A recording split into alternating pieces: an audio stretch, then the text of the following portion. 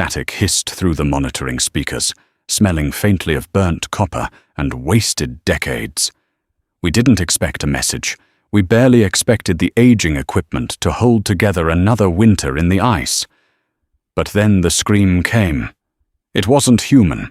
It was a jagged, terrified transmission from a species we didn't know existed, begging for a miracle. They didn't know they were dialing a graveyard. They didn't know they were waking us up.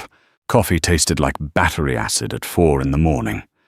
Calvin grimaced, swishing the lukewarm sludge around his tongue before forcing it down his throat.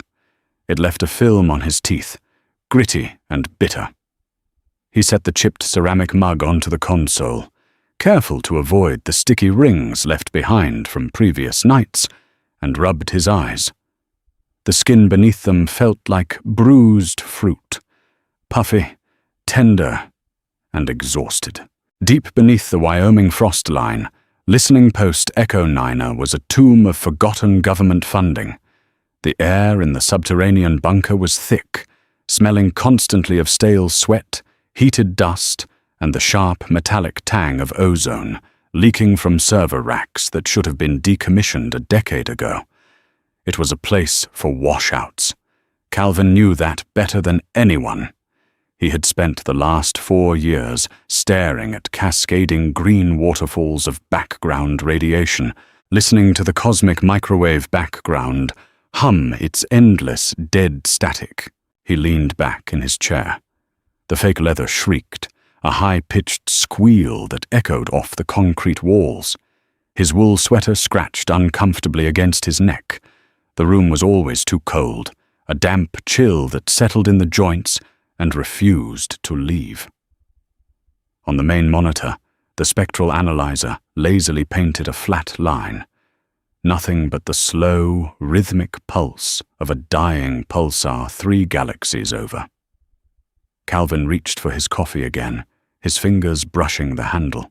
Then, the console spat out a sound he had never heard before. It wasn't a beep. It wasn't a synthetic alarm. It was a wet, tearing screech of feedback that rattled the cheap plastic housing of the desktop speakers. Calvin flinched, knocking the mug over. Brown liquid spilled across the scuffed linoleum, pooling around a mess of thick black cables. "Son of a," he muttered, scrambling for a wad of cheap paper towels. He didn't look at the screen. He was more concerned about shorting out the primary motherboard and having to explain to Wallace why he'd fried a $1 million relic with cheap Robusta roast. The speakers shrieked again. This time it modulated. The sound dropped an octave, turning into a rhythmic, frantic stutter. Click-clack hiss. Click-clack hiss. Calvin froze, a soiled paper towel gripped tightly in his fist. The hair on his forearm stood on end, prickling against the heavy wool of his sweater. The rhythmic noise wasn't static. It had syntax. It had structure. He dropped the towel and lunged at the console, his knee slamming hard into the underside of the metal desk. Pain flared up his thigh, sharp and nauseating, but he ignored it. His fingers slammed into the mechanical keyboard, the keys clattering loudly in the quiet room as he routed the audio feed through the automated translation matrix. The server racks behind him whined, their cooling fans kicking into overdrive. The smell of ozone grew sharper, burning the back of his nostrils. "Come on, you piece of junk," Calvin whispered, his voice cracking. His heart was hammering against his ribs, a frantic, heavy thudding that made him feel faintly sick. He didn't want this. He had taken this post to hide from the world, to sit in the quiet dark and collect a pension. He wasn't built for first contact. The screen blinked. The raw audio waveform shifted from a chaotic mess of spikes into organized packets. The translation algorithm, a notoriously buggy piece of software designed 20 years ago, began parsing the alien syntax, desperately hunting for mathematical constants and universal linguistic roots. For 3 agonizing minutes, the room was filled with nothing but the frantic clicking from the speakers and the harsh, labored breathing coming from Calvin's own lungs. He realized his hands were shaking. He gripped the edge of the desk to steady them, the metal cold and unforgiving against his palms. Then, text began to bleed across the screen. Unknown origin. Distance, 40 light-years. Vector, Orion Spur. The speakers cracked. The raw alien audio faded slightly, replaced by the flat, lifeless synthetic voice of the translation software, trying to emulate the emotion of the original broadcast. Breach in Sector 4. Burning. They are burning the nesting grounds. Calvin stared. A cold sweat broke out across his forehead, mingling with the grease of his unwashed hair. Cannot hold. Kinetic weapons ineffective. They consume the atmosphere. Please. Any listening entity. This is the sovereign vessel Ethelgard. We are dying. Please. The transmission didn't end with a sign-off. It ended with a sound that needed no translation. It was a scream. It was the sound of something biological and terrified being torn apart. The wet crunch, the sudden decompression, and then dead, suffocating silence. Calvin stood there, his chest heaving. His mouth was dry, tasting of copper and bile. The coffee dripping off the desk onto his boots was completely forgotten. He felt an overwhelming urge to vomit. He didn't hit the big red emergency button on the wall. He didn't stand tall and feel the weight of human destiny settle on his shoulders. He simply sank back into his squeaky chair, buried his face in his trembling hands, and wished to whatever god was listening that it was just a glitch. But the screen kept blinking. The distress beacon kept looping. We are dying. Please. Calvin swallowed hard, his throat clicking in the silence. He reached for the heavy black receiver of the secure line. His fingers slipped on the plastic twice before he managed to lift it. Wallace! Calvin croaked into the receiver, his voice barely more than a ragged whisper. Wake up the Pentagon. We have a problem. Fluorescent lights buzzed with a manic, vibrating energy in the Situation Room of Cheyenne Mountain. The air down here felt recycled one too many times, carrying the faint, sour odor of old uniforms, nervous sweat, and floor wax. Calvin sat in a corner chair that was too small for him, picking at a loose thread on his cuff. He felt entirely out of place. He was still wearing the same coffee-stained sweater from Wyoming, having been dragged onto a military transport plane before the sun even considered rising. His stomach rolled with a mixture of altitude sickness and sheer, unadulterated dread. The room was packed with brass. Men and women with stars on their collars and deep, exhausted lines etched into their faces. General Bradley stood at the head of the long mahogany table, his thick fingers resting flat against the polished wood. Bradley smelled like cheap aftershave and chewing tobacco, a sharp contrast to the sterile environment of the bunker. "Play it again," Bradley ordered, his voice a low, gravelly rumble that vibrated in Calvin's chest. A technician in the corner tapped a screen. The room filled with the alien transmission. The synthetic, flat voice of the translator echoed off the soundproofed walls, followed by the wet, horrific crunch of the final scream. No one flinched. These were people who had overseen drone strikes, who had watched global conflicts unfold on thermal imaging. But the silence that followed the recording was heavy, thick like wet concrete. "Translation accuracy?" asked a woman to Bradley's left. Director Harper from Intelligence. Her eyes were red-rimmed, and she was drumming a pen rhythmically against her notepad. Tap, tap, tap. The sound was grating on Calvin's nerves. 92%, ma'am, the technician replied, clearing his throat nervously. Math and physical constants match up perfectly. We've managed to decode the attached data packet as well. It contains telemetry, biology, and visual data. "Show us," Bradley grunted. The lights dimmed. The hum of the projector fan kicked in, throwing a beam of light against the far wall. The image was grainy, distorted by distance and radiation, but clear enough. It showed the alien species. They were tall, fragile-looking things. Elongated limbs, pale, translucent skin that looked like it would tear on a rose bush, and large, dark eyes. They looked like walking glass sculptures. They call themselves the Kalan, the technician narrated, reading from a tablet. Avian-descended, hollow bones. Highly advanced energy shielding, but terrible physical durability.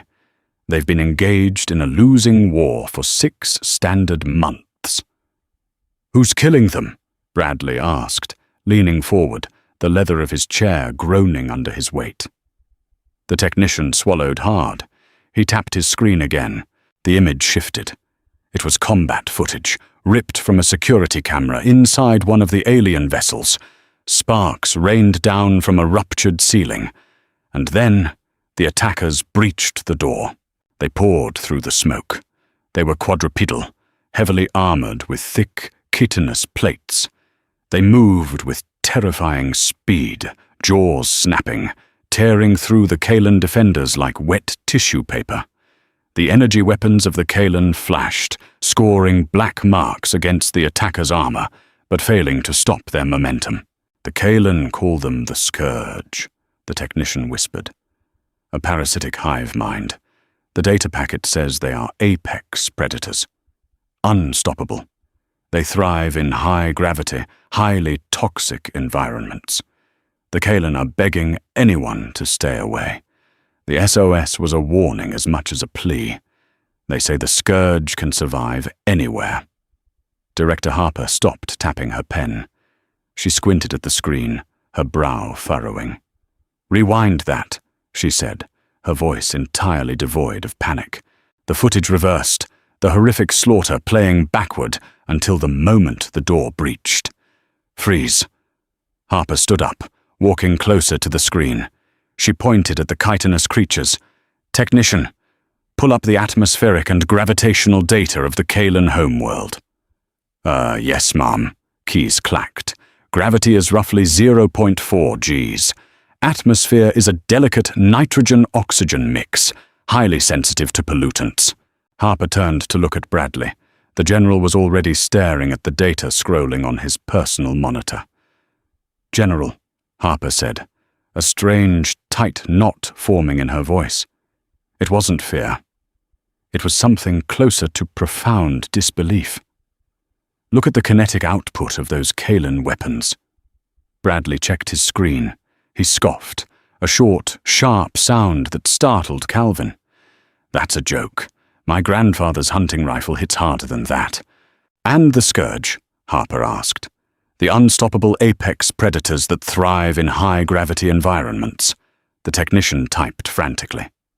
"The Scourge homeworld data gravity is 0.8 Gs. Atmosphere contains trace amounts of sulfur. Average temperature is 30 degrees Celsius." Silence descended on the room again, but the texture of it had changed. The dread was evaporating, replaced by a strange, creeping realization. Calvin sat up slightly, the leather of his chair squeaking. He looked at the terrifying monsters on the screen, then at the numbers. He wasn't a soldier, but he knew physics. Earth gravity was 1.0 G. Earth's atmosphere was a volatile mix that rusted metal and degraded plastics. Earth's temperature swung wildly from freezing blizzards to boiling deserts. Earth didn't just have predators, it had microscopic parasites that ate you from the inside out while you were still breathing. Bradley slowly removed his reading glasses. He tossed them onto the table. They landed with a sharp clack. He looked around the room, meeting the eyes of every man and woman present.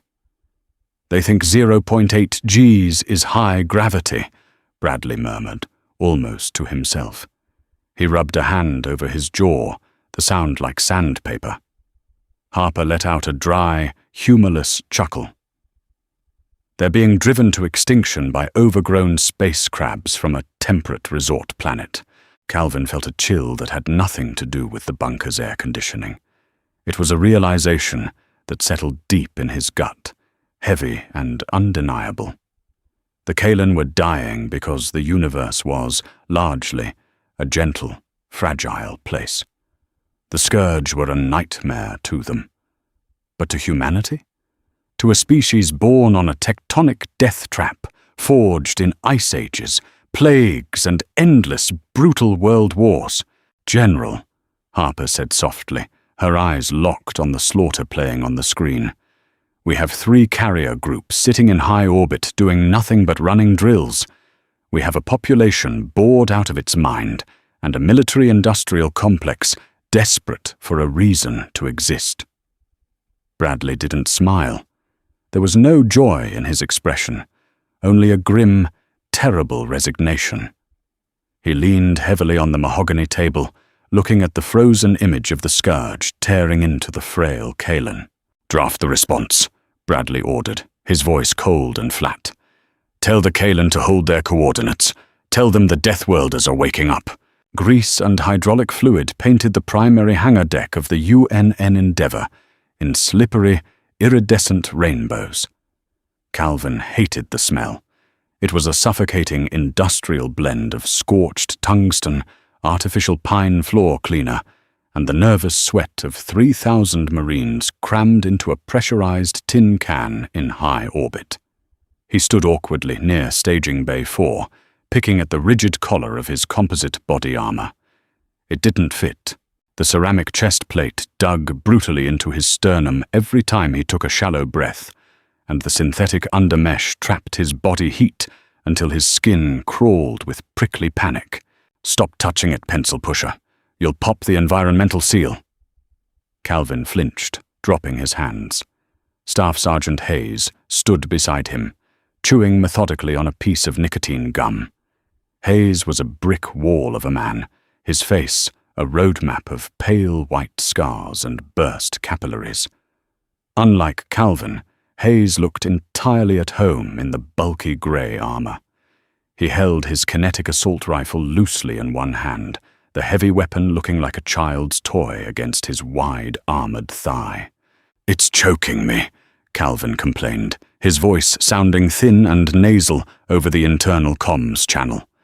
Hayes snorted, a wet, ugly sound. "It's supposed to be tight.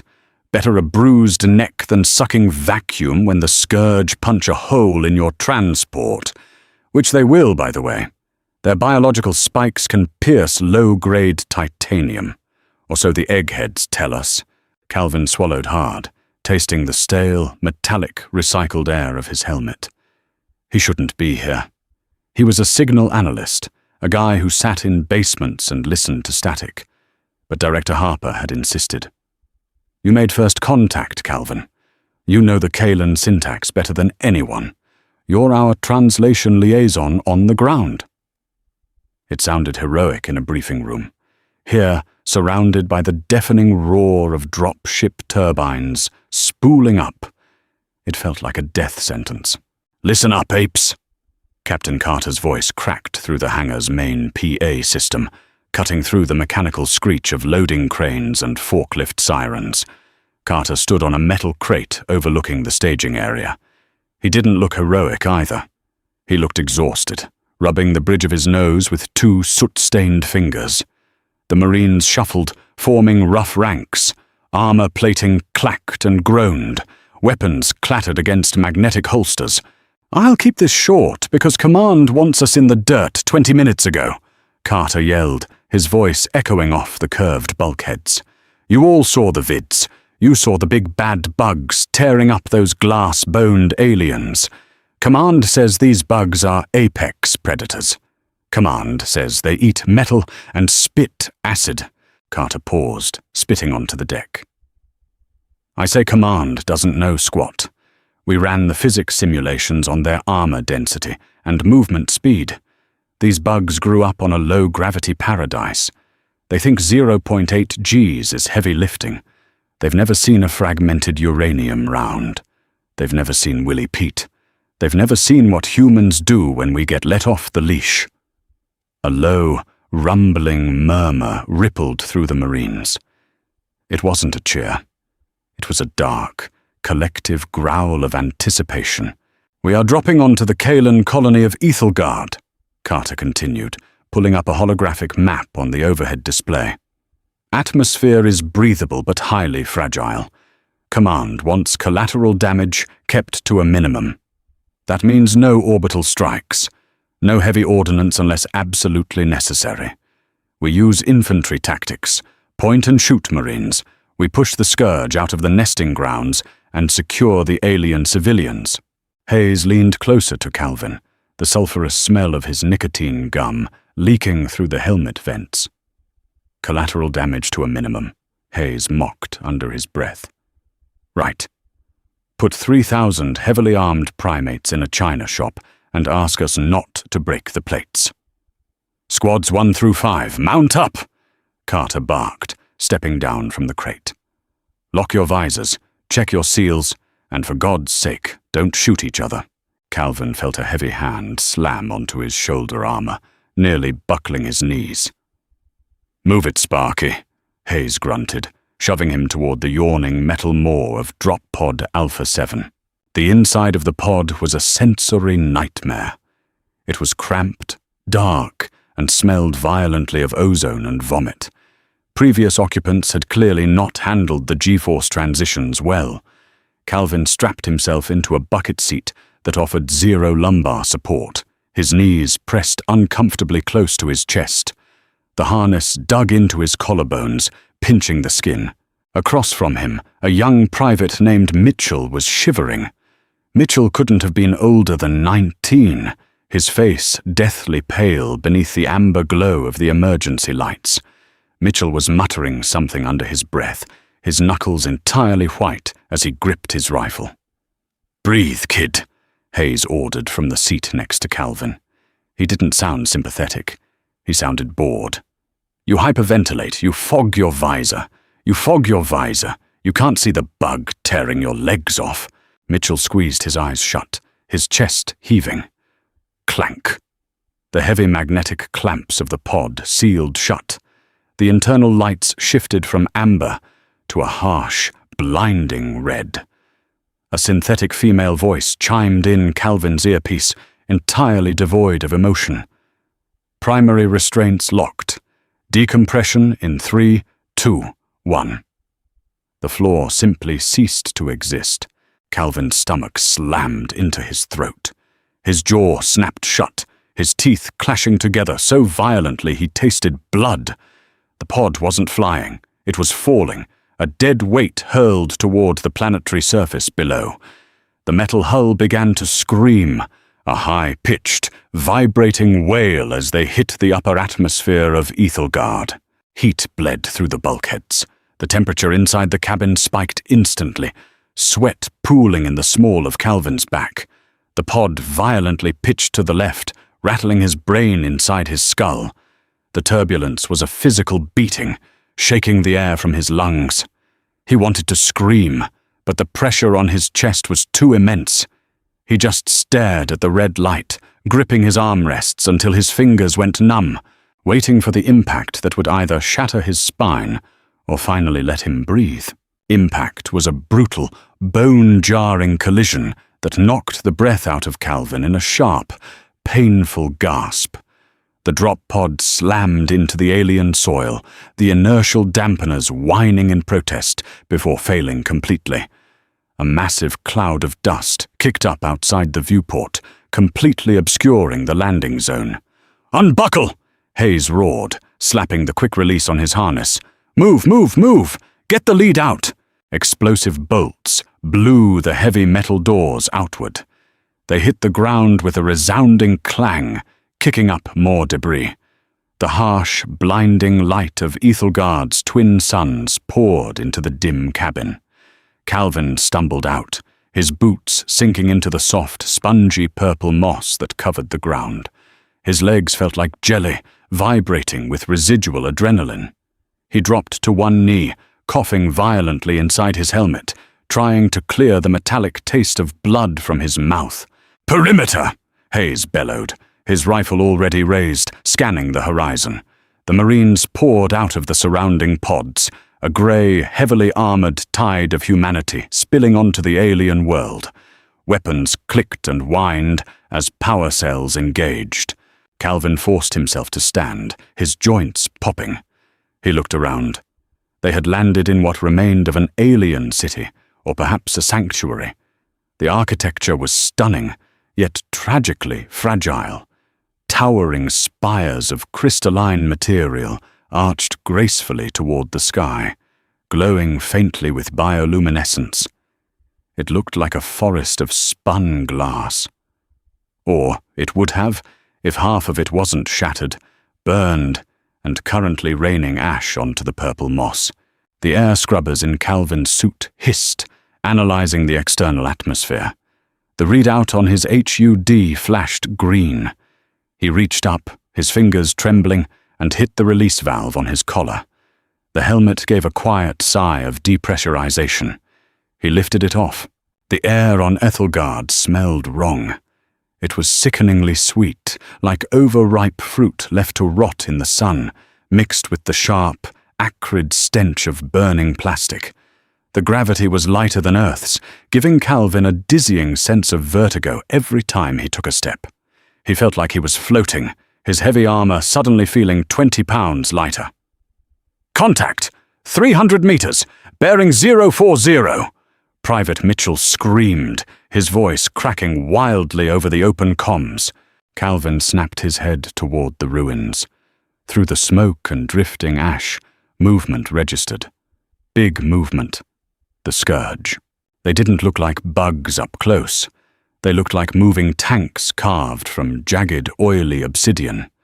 They were quadrupedal, easily the size of a grizzly bear, with thick, heavily plated front limbs that ended in serrated, scythe-like claws. Their mandibles clicked rapidly, a horrific, wet sound that echoed across the ruined courtyard. They moved in a loose, chaotic swarm, charging directly at the human line. "Hold fire," Hayes said, his voice terrifyingly calm. He raised his kinetic rifle, the laser sight painting a red dot on the lead creature's armored head. "Wait for it." The Scourge closed the distance. 200 meters, 150. They were fast. But to Calvin's Earth-accustomed eyes, their gait looked strange. Bouncy. The low gravity made their leaps long and arching, leaving them suspended in the air for agonizingly long seconds. They were fighting on a featherbed, completely devoid of the crushing, dense reality of Earth's atmosphere. "Light 'em up," Hayes growled. The human line erupted. It wasn't the neat, colorful laser fire of the Kalan defenders. It was a deafening, mechanical roar of controlled explosions. Hundreds of kinetic assault rifles opened fire simultaneously, spitting heavy tungsten rounds propelled by chemical accelerants. The noise was physical. It punched Calvin in the chest, a concussive shockwave of overlapping gunfire that instantly overwhelmed his unprotected ears. He dropped his helmet in the moss and clamped his hands over his ears, squeezing his eyes shut as the ground trembled. He cracked one eye open to watch the slaughter. The lead Scourge took a 3-round burst directly to its armored carapace. On the Kalan security tapes, this armor had shrugged off plasma bolts like rain. But plasma was just heat. This was mass times acceleration. The tungsten rounds hit the alien predator with the force of a freight train. The impact didn't just pierce the armor, it shattered it. The creature's obsidian plating exploded in a shower of black shrapnel and thick, yellowish ichor. The sheer kinetic transfer ripped the beast off its feet, flipping it backward in the low gravity. It crashed into the moss, half of its torso pulverized into a fine mist. It didn't get up. "Adjust elevation!" Carter yelled over the din, firing short, controlled bursts. "Don't overshoot. You'll drop those glass towers on our heads." The Scourge swarm faltered. For a terrifying, apex predator hive mind, they suddenly looked confused. They shrieked, a high-pitched clicking noise of distress, as the human weapons literally tore them to pieces. Limbs were severed. Carapaces were cracked open like cheap walnuts. The heavy human munitions simply ignored the biological armor, turning the terrifying monsters into messy, yellow smears on the pristine alien soil. Mitchell, still shaking, held his trigger down too long.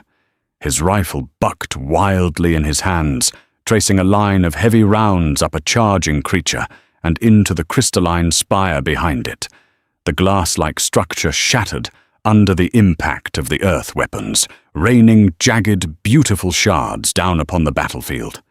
"Trigger discipline, Mitchell, you idiot!" Hayes barked, slapping the back of the kid's helmet. "Short bursts!" Calvin watched a Scourge warrior, missing its front left limb and leaking yellow fluid, drag itself desperately behind a piece of rubble to escape the hail of gunfire. The apex predators were running. They were terrified. The stench of sulfur, burnt gunpowder, and alien viscera overwhelmed the sweet smell of the Kalan air. Calvin felt bile rise in his throat. He leaned over, gripping his knees, and threw up his morning rations onto the purple moss. It was a violent, ugly heave. No one noticed. The Marines simply reloaded, the metallic clack of fresh magazines, seating home ringing out across the courtyard.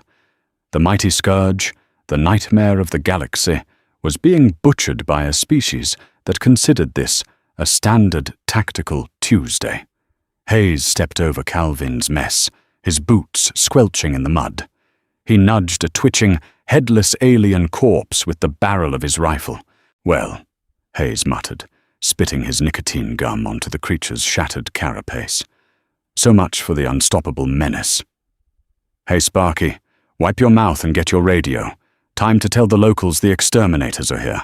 Bile burned the back of Calvin's throat, a bitter reminder of his own fragility. He spat a final, stringy glob of saliva onto the alien moss and wiped his mouth with the back of a trembling, armored glove. His breath hitched. He felt hollowed out, utterly drained by the violent whiplash of the drop and the deafening slaughter that followed. Around him, the Marines were already moving on. They didn't celebrate. They simply methodically secured the perimeter, their heavy boots crushing the delicate purple vegetation into a bruised paste. Calvin dragged his helmet off the ground. The interior smelled like stale sweat and his own vomit. He ignored it, clipping it to his hip, and unslung the heavy rectangular communication unit from his back.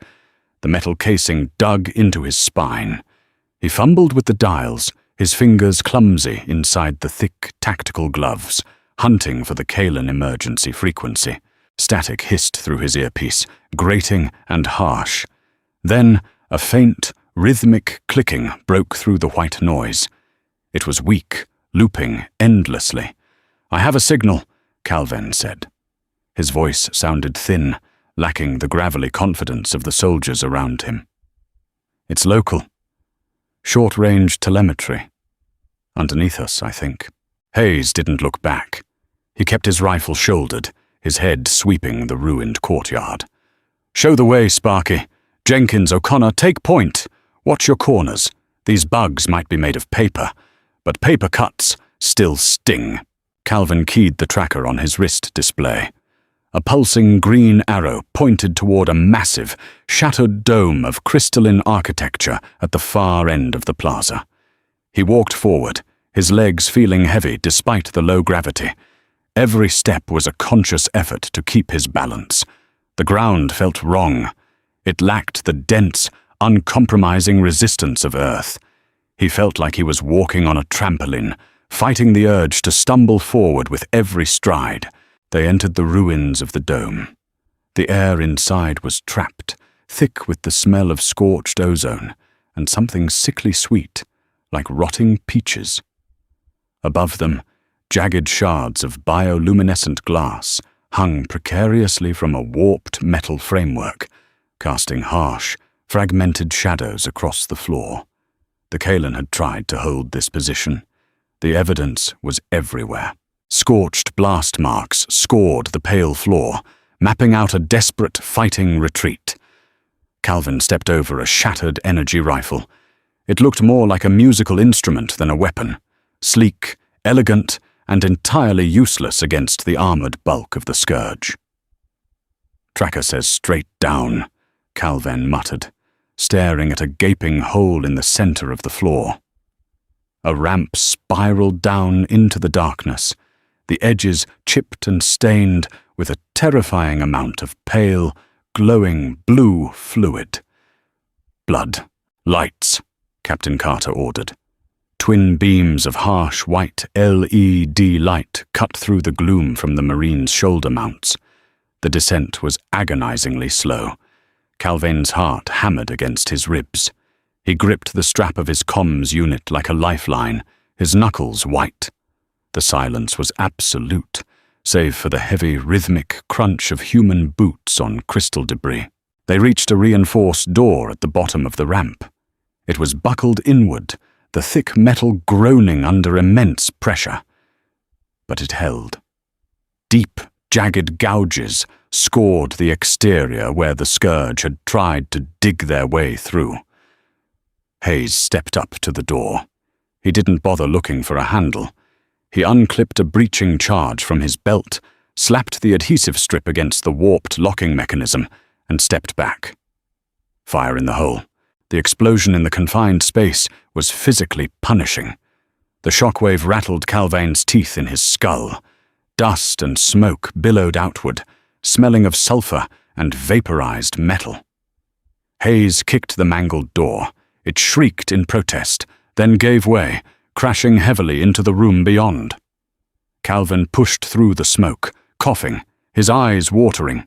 The room was a bunker, lined with humming server racks that looked startlingly similar to his own equipment back in Wyoming. But the occupants were nothing like him. Huddled in the corner were roughly 30 Kalan.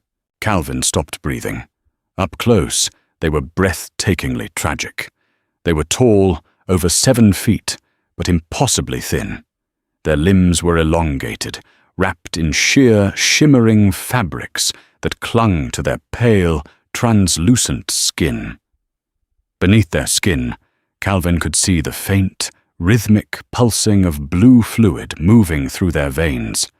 Their faces were angular, dominated by large, completely black eyes that currently reflected the harsh glare of the Marine's tactical lights.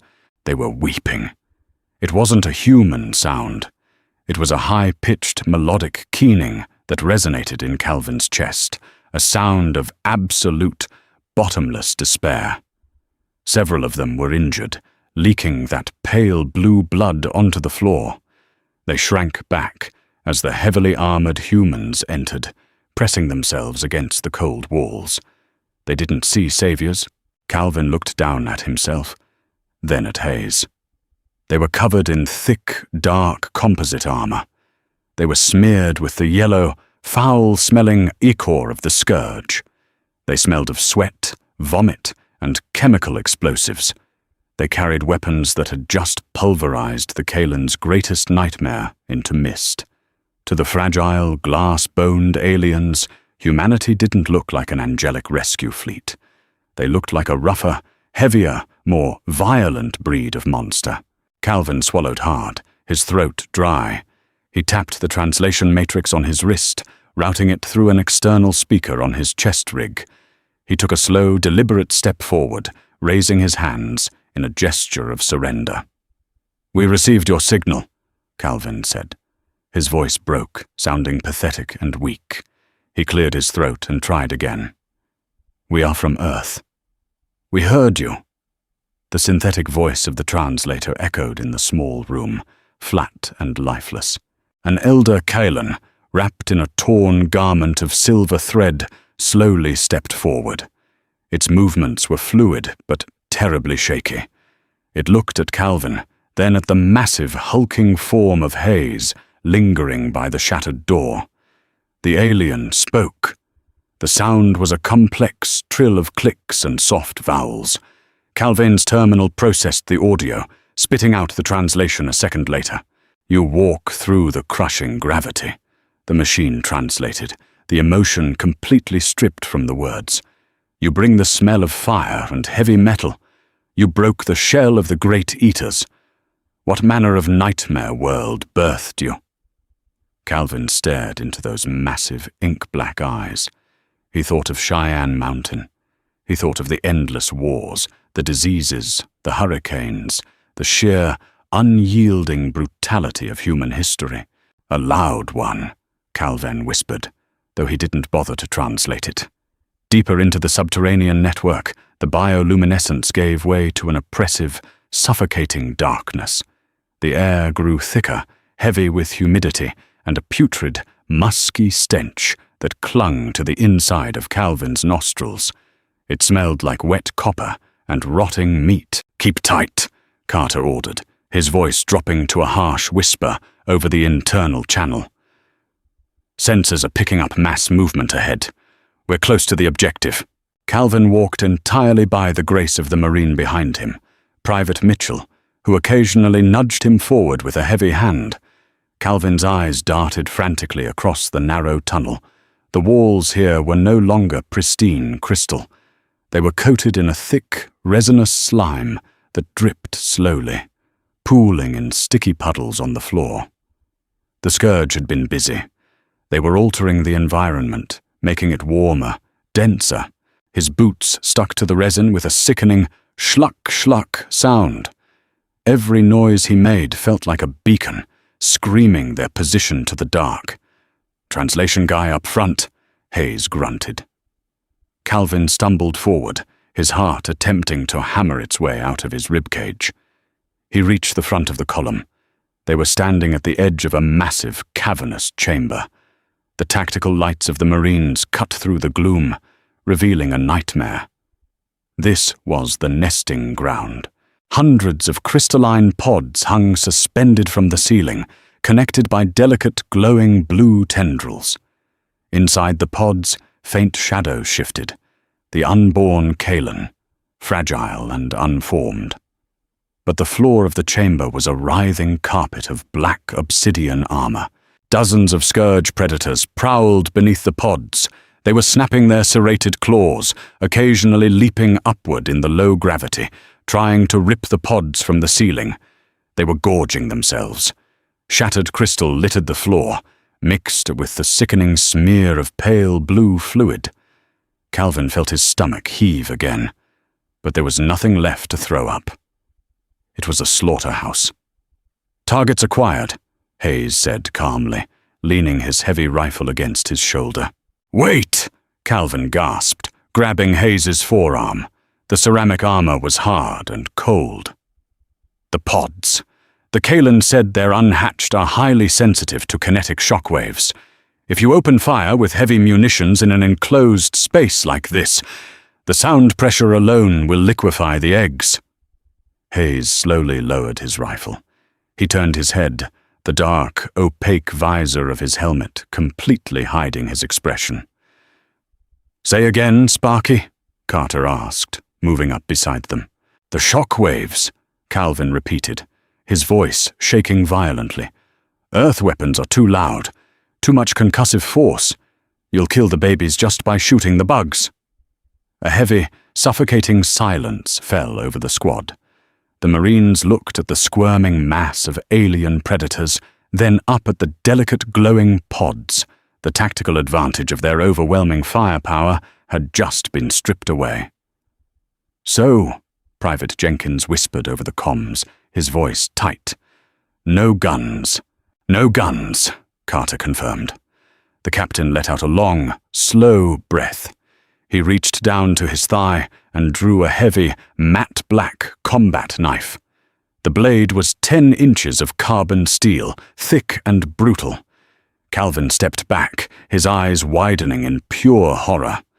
"You can't be serious. Those things are the size of bears."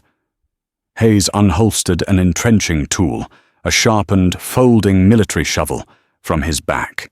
He locked the blade into a 90-degree angle with a sharp metallic clack. "They're the size of bears on a planet with zero muscle resistance," Hayes corrected, his voice dropping into a low, predatory growl.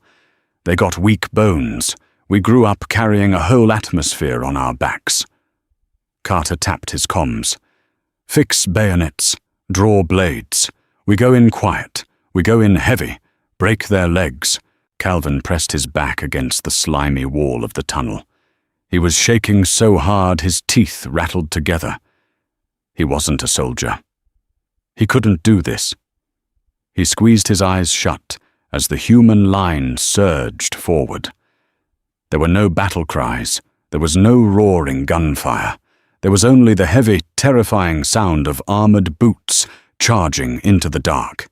The clash was an explosion of pure, raw violence. Calvin forced his eyes open, unable to look away from the horrific spectacle. A scourge predator lunged at Hayes, its mandibles clicking furiously.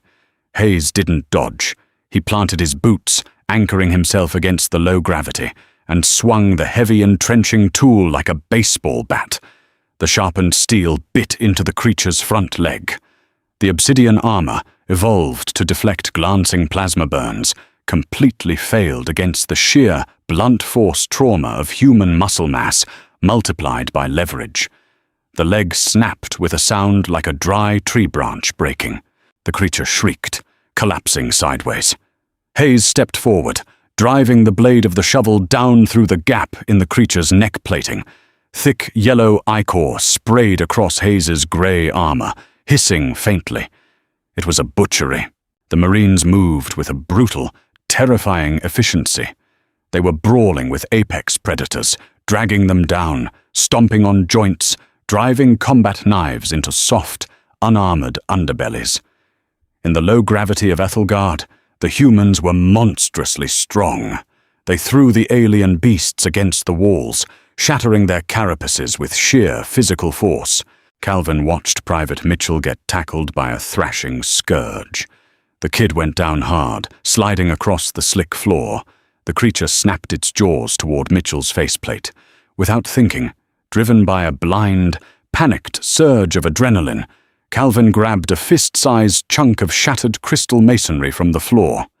He ran forward, his boots slipping on the bloody resin, and slammed the heavy rock directly into the side of the creature's head. The impact jarred Calvin's shoulder, sending a spike of pain up his neck. The scourge chattered in surprise, its head whipping toward Calvin. It was enough. Mitchell shoved his combat knife upward, sinking it entirely to the hilt into the creature's thorax. The beast convulsed once and went limp, pinning Mitchell to the floor. Calvin fell backward, landing hard on his rear.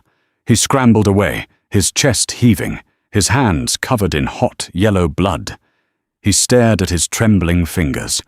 He had just engaged a monster in hand-to-hand combat, and lived. "Thanks, man," Mitchell gasped over the comms, violently shoving the dead weight of the alien off his chest. Calvin couldn't answer. He just sat in the gore, listening to the wet, tearing sounds of the Marines finishing the job. The Kalan had called humanity a nightmare. Sitting in the dark, watching men in heavy armor tear alien predators apart with their bare hands to protect fragile eggs, Calvin finally understood. Earth didn't produce angels. It produced apex survivors. And for the first time in his life, Calvin was deeply, horribly grateful for it. Silence returned to the nesting grounds. But it wasn't peaceful. It was the heavy, suffocating quiet of a slaughterhouse after the machinery had been switched off. The only sounds left were the ragged, exhausted breaths of the Marines echoing over the localized comms and the slow, wet dripping of yellow ichor from the ceiling. Calvin remained on the floor. His tactical pants were soaked through with alien blood, the thick fluid already beginning to coagulate into a sticky, foul-smelling resin. It felt like sitting in half-cured epoxy. He stared at his hands. The tactical gloves, originally a matte, slate grey, were stained a vibrant, sickly mustard color. The Kalan blood was blue. The scourge was yellow. Together, smeared across the shattered crystal floor, it looked like a grotesque, abstract painting of a bruised sky.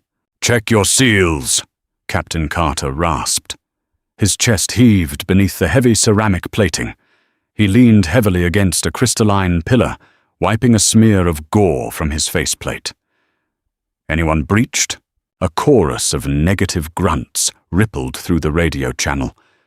It was a miracle. Or perhaps, Calvin realized with a cynical twist in his gut, it was simply physics. The scourge claws evolved to pierce fragile Kalan energy shields and slice through hollow bones, had skittered uselessly off human-grade composite armor, designed to stop tungsten shrapnel. The apex predators hadn't even scratched the paint on the heavier chest plates. Hayes was standing over the twitching corpse of a massive scourge warrior. The creature was missing most of its upper carapace, pulverized by the brutal impact of the entrenching tool.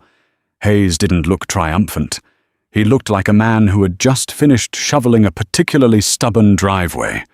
He folded the bloody steel shovel with a sharp metallic snap, hooking it back onto his magnetic webbing. "Ugly work," Hayes muttered, spitting another piece of nicotine gum into the mess on the floor. He turned toward Calvin, extending a massive armored hand. "Get up, Sparky. You're sitting in the mess." Calvin hesitated, then grabbed the Marine's forearm. Hayes hauled him to his feet with terrifying ease, entirely unbothered by the low gravity that made Calvin feel like a helium balloon tethered to a rock.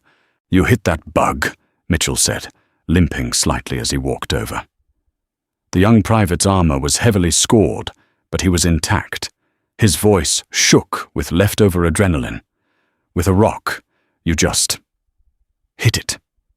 "I panicked," Calvin admitted, his voice entirely devoid of bravado.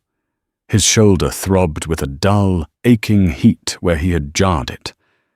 "I didn't know what else to do. Doesn't matter. Kept its jaws off my neck." Mitchell clapped a hand on Calvin's shoulder pad. The impact rattled Calvin's teeth, but he appreciated the gesture. Carter pushed off the pillar, his boots sticking briefly to the resinous floor. He looked up at the ceiling. The delicate, glowing blue pods were untouched. Inside, the faint shadows of the unborn Kalan shifted gently, completely oblivious to the horrific violence that had just secured their existence. "All right, translation liaison," Carter said, pointing a finger at Calvin. "Tell the Glass Angels it's safe to come out. Tell them their nursery is secure. We need to establish a hard perimeter before the rest of the hive figures out this raiding party is dead." Calvin unclipped his heavy communication unit, his fingers slipping on the yellow gore. He wiped his hands on his thighs, leaving streaks of sticky filth on the grey fabric, and keyed the frequency back to the Kalan bunker. "Elder," Calvin spoke into the receiver. His throat was raw, his voice raspy. "The nesting grounds are clear. The predators have been neutralized. The pods are intact." Static hissed for a long moment. Then the melodic, clicking trill of the Kalan language bled through the earpiece, followed instantly by the flat, synthetic translation. "Neutralized. You used the fire weapons, the shock waves, the unborn." "No," Calvin said. He looked around the cavern. Shattered carapaces, severed limbs, and crushed obsidian armor littered the floor. There was not a single scorch mark from a kinetic round. "We didn't use the guns. We used our hands and blades." Another long pause. The silence on the other end felt heavy with a mixture of profound relief and utter, absolute terror. "You broke the shells of the great eaters with your bare limbs. What manner of creatures are you?" Calvin didn't have a good answer for that. He looked at Hayes, who was currently using a combat knife to pry a piece of alien chitin out of his boot tread. He looked at the Marines, covered in blood, breathing heavy, utterly lethal in their element. "We're from Earth," Calvin finally replied, repeating the only truth that seemed to matter. "Stay in the bunker. We will hold the line." He cut the connection. The adrenaline was finally leaving his system, replaced by a deep, bone-weary exhaustion. His muscles ached.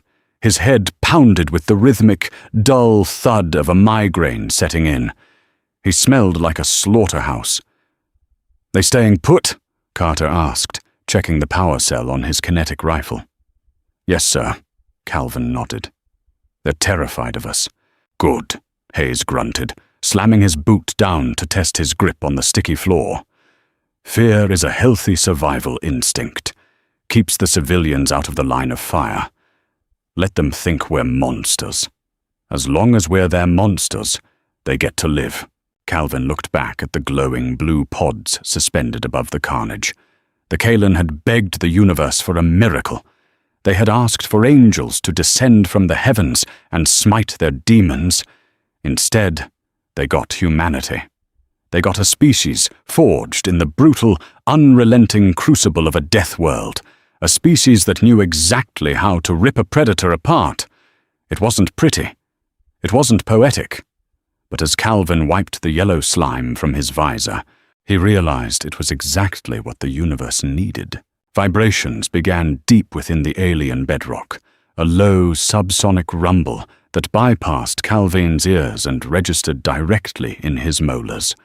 The shattered crystal architecture of the nesting ground groaned. Dust drifted down from the vaulted ceiling, settling like pale snow over the grotesque yellow remains of the scourge. "Talk to me, Orbital," Carter barked into his headset, pressing 2 fingers against his earplate.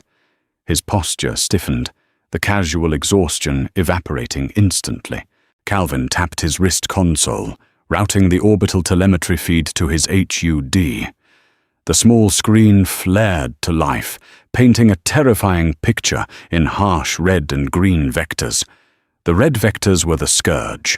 A massive cluster of them had just breached the upper atmosphere, descending directly toward the coordinates of the nesting ground.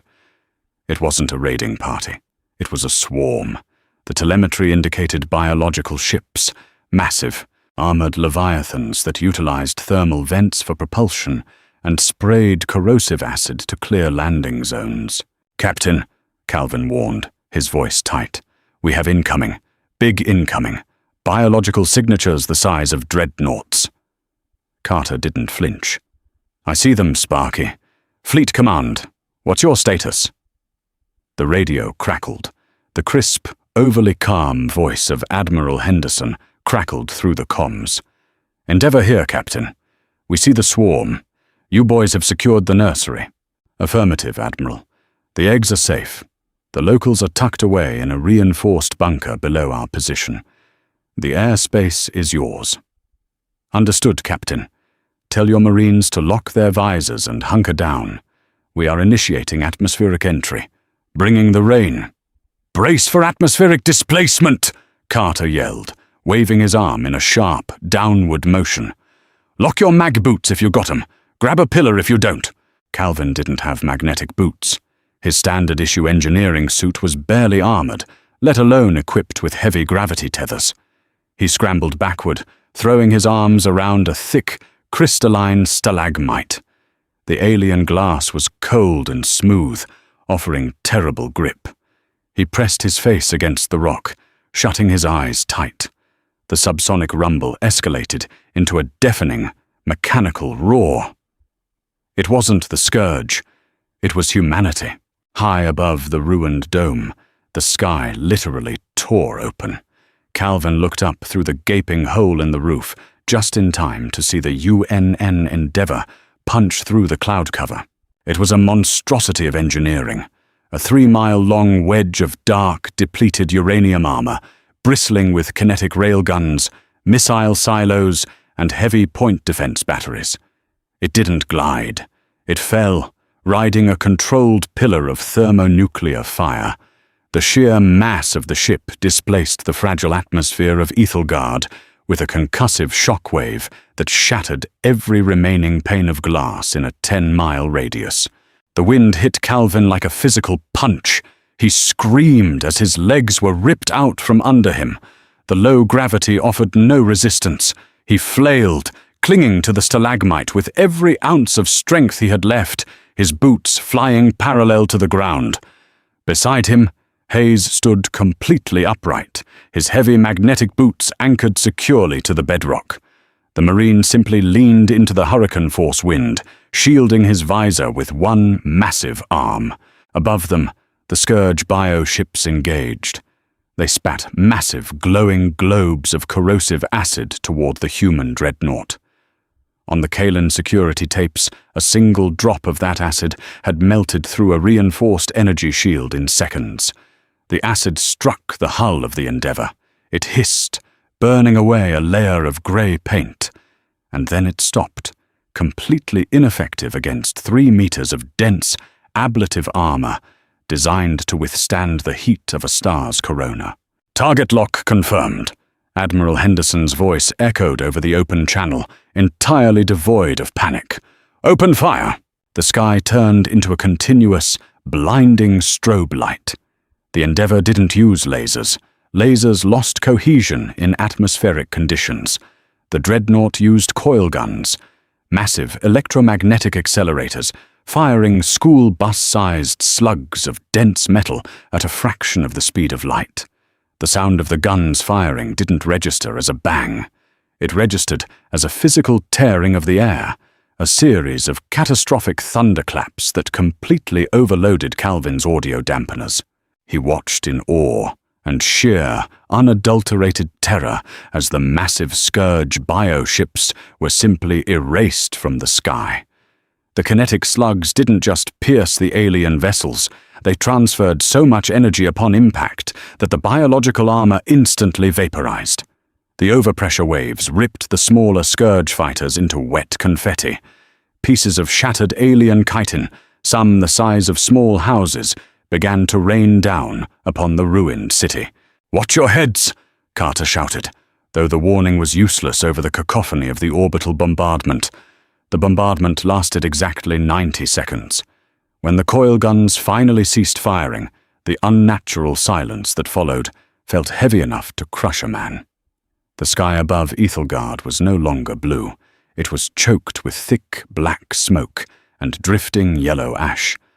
The majestic, terrifying Scourge fleet was entirely gone, replaced by burning wreckage cratering the alien landscape.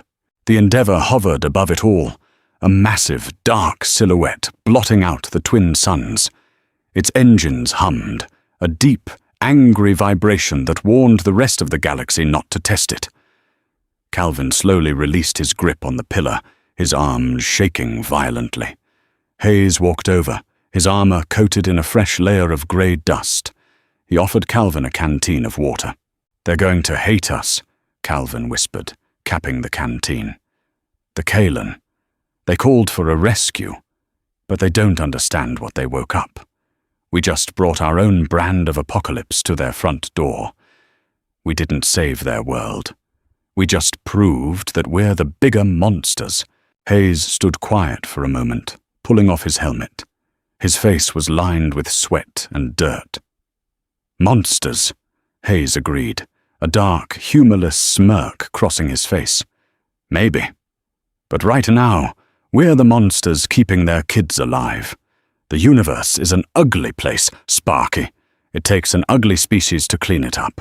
Ash rained through the fractured dome, dusting the butchered remains of the Scourge in a layer of dirty grey snow. Calvin coughed, the sound rattling painfully in his chest. His throat felt like sandpaper. He wiped a smudge of yellow gore off his faceplate, the synthetic fabric of his sleeve smearing the mess rather than cleaning it. Above them, the Endeavour held its position in the bruised sky, its massive thrusters emitting a low, continuous bass note that vibrated through the soles of Calvin's boots. Footsteps echoed from the ramp. They were light, brittle sounds, like ice cracking on a frozen pond. Calvin turned, his aching shoulder throbbing in protest with the movement. The heavy translation unit strapped to his chest was running hot, baking the sweat into his combat shirt. He watched as the Kaelan slowly emerged from the subterranean bunker. They moved with agonizing hesitation. The elder Kaelan came first, leaning heavily on a staff of twisted, luminescent metal.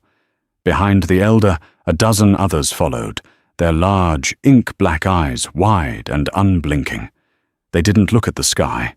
They looked at the floor. The nesting grounds had become an abattoir. Crushed obsidian carapaces lay in jagged heaps. Yellow ichor pooled in the natural divots of the crystalline floor, already hardening into a foul-smelling resin. And standing amidst the carnage were the humans, covered in blood, leaning heavily on their kinetic rifles, chewing nicotine gum, and breathing the toxic air as if it were a spring morning. Hayes was casually using his combat knife to scrape a stubborn piece of alien viscera from his ceramic knee guard.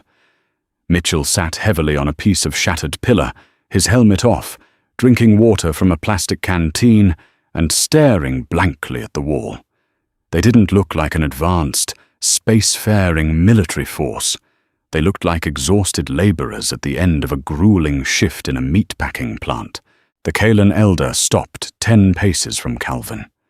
The alien's translucent skin shuddered. Calvin could clearly see the blue fluid pumping frantically through the fragile veins in its neck. The elder looked up at the ceiling, seeing the glowing, delicate pods still safely anchored in the dark, entirely untouched by the horrific violence that had taken place directly beneath them. Then, the elder looked at Calvin. The alien spoke, a series of trembling, melodic clicks that sounded like wind chimes caught in a violent storm. Calvin's terminal hummed. The processor worked for 3 long seconds before spitting the translated audio through the chest speaker. The flat, synthetic voice completely failed to capture the profound dread in the alien's tone, but the words carried their own weight. You did not purge them with the holy fire of the void. You tore them apart with your own limbs. You stood in the blood of the great eaters and did not perish. Calvin swallowed the sour taste in his mouth. He looked down at his own hands, still clad in gloves, stained a sickly mustard color. "We did what was necessary," Calvin replied, his voice raspy and devoid of any heroic cadence. "The shockwaves from our orbital weapons would have killed your young. We couldn't use the guns in here. So, we adapted." The translation matrix clicked, feeding the Kalan syntax back to the elder. The elder took a single shaky step backward. The sheer, shimmering fabric of its garment fluttered slightly in the draft caused by the open roof. To adapt by becoming the greater terror. This is the hallmark of a world that does not love its children. Your home must be a place of endless suffering. "It's a rock," Hayes grunted, not even bothering to look up from his knee guard. He holstered his combat knife with a sharp metallic snap. "Gravity pulls twice as hard. The weather tries to drown you, freeze you, or burn you, depending on the month. The microbes eat you from the inside. Yeah, Earth is a miserable piece of real estate. But it makes you tough." Calvin watched the elder's dark eyes shift to the giant marine. The alien shrank back, visibly trembling at the booming, unfiltered bass of Hayes's voice. "They don't understand," Calvin said softly, looking at Hayes, then back to the elder. "They grew up in a garden. They don't have a concept of a death world. To them, the scourge was the ultimate evil, a glitch in the universe. To us, they're just another apex predator, just another bug to squash." Captain Carter walked over, his heavy boots crunching loudly on the shattered crystal. He stopped beside Calvin, surveying the shivering group of Kalan survivors. Carter looked exhausted, the lines around his eyes etched deep with soot and fatigue. "Tell them the sector is clear," Carter ordered, his tone strictly business. "Orbital Command confirms the Hive fleet has been eradicated. We have engineering teams dropping in 20 mics to help them patch up their atmospheric scrubbers. After that, we're leaving a garrison in orbit. Nobody is touching this planet again." Calvin keyed the translator. "You are safe. The swarm is dead. Our fleet will remain above to protect your skies." The Kalan elder didn't express joy. There was no celebration, no weeping relief. There was only a profound, heavy realization. The elder bowed its head slowly, a gesture of submission, not gratitude. "We called into the dark for salvation," the elder's translated voice echoed in the cold, butchered room. The dark answered, "We are bound to you now, children of the heavy earth. The demons are dead. Long live the monsters." Calvin felt a cold chill run down his spine that had nothing to do with the freezing draft dropping from the upper atmosphere. He looked at the elder, seeing the absolute, unadulterated fear in the alien's posture. They had traded a mindless, ravenous predator for a calculated, brutally efficient one. Humanity hadn't just saved Ethelgard. They had claimed it, not with flags or treaties, but with the sheer, undeniable reality of their physical dominance. The galaxy had thought itself vast and dangerous, but it had merely been waiting for a species forged in an evolutionary meat grinder to step off their volatile rock and look at the stars not with wonder, but with predatory appraisal. Calvin reached up and disconnected his translation matrix. The synthetic hum died away, leaving only the sound of the Marines packing their gear and the distant, thunderous engines of the human dreadnought. He didn't want to translate anymore. The message was already loud and clear. He bent down, picking his helmet out of the yellow gore. He didn't bother wiping it off this time. He just slammed it onto his collar, locking the seals with a sharp hiss of pressurized air. The stale, recycled oxygen smelled like sweat and cheap plastic, but right now, it was the only thing that felt like home. The sleeping giant was fully awake, and Calvin knew, with cynical certainty, that the universe would never sleep peacefully again. Humanity didn't answer the call to be saints. We answered because the universe needed a monster to fight its nightmares. If this gritty glimpse into the Deathworlders' awakening got your blood pumping, don't let the transmission end here. Smash that like button, subscribe to the channel, and share this video with your fellow survivors of Earth. What would you do if you were in Colvin's boots, standing face to face with an alien apex predator? Drop your battle plan in the comments below. Keep your visors locked and your comms open. The fleet is just getting started, and we'll see you in the next drop.